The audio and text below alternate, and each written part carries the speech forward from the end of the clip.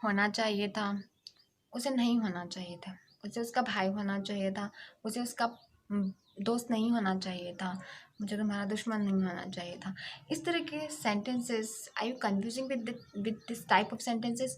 आप कन्फ्यूजिंग है इस तरह के सेंटेंसेस को इंग्लिश में कैसे एक्सप्रेस करें? अगर आप कन्फ्यूजिंग है तो ये, अगर आपको इस बात का कन्फ्यूजन है कि कैसे इन सेंटेंसेस को इंग्लिश में एक्सप्रेस किया जाता है और किस तरह के सेंटेंस स्ट्रक्चर का यूज़ किया जाता है इसके लिए, तो ये वीडियो आपके लिए है।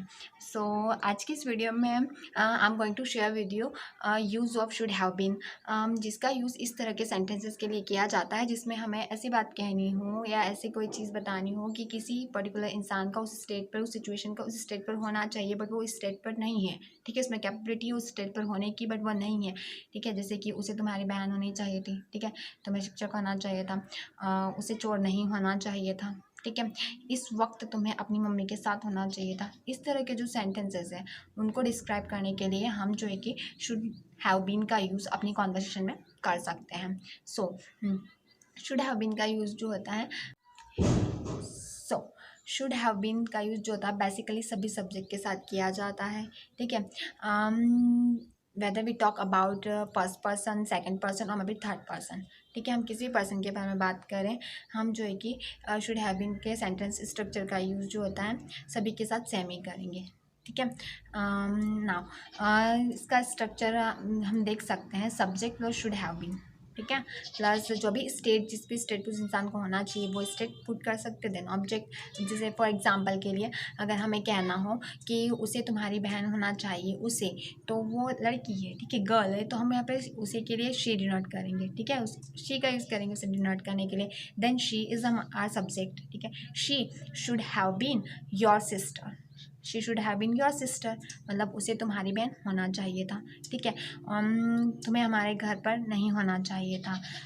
You should not have been, you should not have been at our home. ठीक है, तुम्हें हमारे घर पर नहीं होना चाहिए था। You should not have been at our home, यानी कि तुम्हें हमारे घर पर नहीं होना चाहिए था।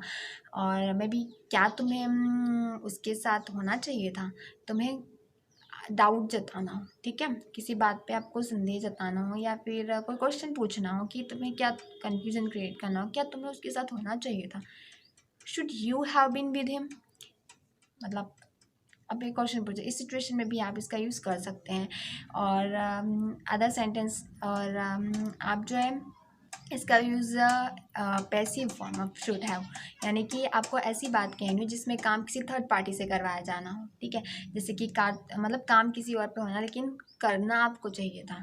उसे उसे आपके द्वारा पीटा जाना चाहिए था, यानी उसे किसी और ने पीट दिया था लेकिन आप कह रहे हो कि उसने आपका कुछ बिगाड़ा तो आपकी द्वारा पीटा जाना चाहिए था, तो आप यहाँ पे यूज़ कर सकते हो he should have been beaten by you, यानी यहाँ पे भी अगेन हमने पास्ट पार्टिसिपल का यूज़ किया है। तो इस तरह के सेंटेंसेस में जो है कि आपको इस बात को ध्यान करके रखना, मतलब ध्यान रखना है कि हम जो है वर्ब के पास पार्टिसिपल का यूज़ करते हैं when we talk about work, मतलब कि ऐसे काम के बारे में जिसको थर्ड पार्टी से करवाया जाना हो। ठीक है, हमारा नेक्स्ट एग्जांपल हो सकता है, हमारा नेक्स्ट एग्जांपल हो सकता है, अगला एग्जांपल ले सकते हैं, जैसे आपको कहना हो किसी को चाय बनाने के लिए बोला, उसने अच्छी नहीं बनाई और आप कहना चाहते हो चाय आपके द्वारा बनाई जानी चाहिए थी, तो आप कह सकते हो tea should have been made by you, या फिर चाय उसके द्वारा नहीं बनाई जानी चाहिए थी, वो चाय अच्छी नहीं बनाती है इसलिए आप बोले चाय उसके द्वारा नहीं बनाई जानी चाहिए थी।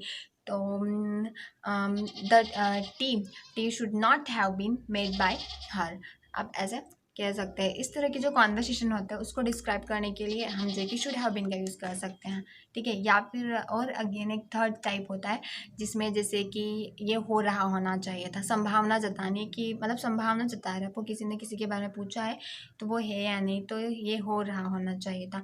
मैं भी उसे खाना खा रहा होना चाहिए था, मतलब आप उसके घर गए थे लेकिन आपसे किसी ने पूछा क्या कर रहा था वो, तो आप बता रहे हो कि उसे शायद मतलब उसे खाना खा रहा होना चाहिए था।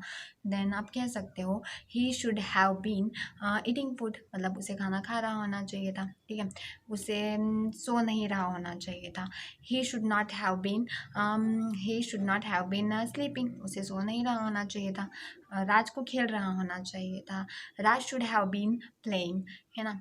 तो इस तरह की जो कॉन्वर्सेशन होती है, तुम्हें खेल रहा होना चाहिए था, या फिर तुम्हें हाँ तुम्हें खेल रहा होना चाहिए था, या फिर जो है कि तुम्हें उसके साथ होना चाहिए था, या हमें जो है कि हमें साथ होना चाहिए था। इस तरह की जो कॉन्वर्सेशन होती है उसको डिस्क्राइब करने के लिए हम शुड हैव बीन का यूज़ अपनी कॉन्वर्सेशन में कर सकते हैं। आई होप आपको ये सेंटेंसेस क्लियर रहे होंगे, और अगर आप जितना ज़्यादा इन सेंटेंसेस को अपनी कॉन्वर्सेशन के हिसाब से प्रैक्टिस करेंगे उतना ज़्यादा ये आपके माइंड में फिट होते जाएंगे, और जब आप इनका यूज़ करेंगे कॉन्वर्सेशन में तो अपने आप आपको आते चले जाएंगे, क्योंकि आपके माइंड को इनकी प्रैक्टिस हो गई होगी। तो जितना ज़्यादा आप प्रैक्टिस करेंगे उतना ज़्यादा आप सीखेंगे, आप प्रैक्टिस नहीं करेंगे तो आप नहीं सीखेंगे।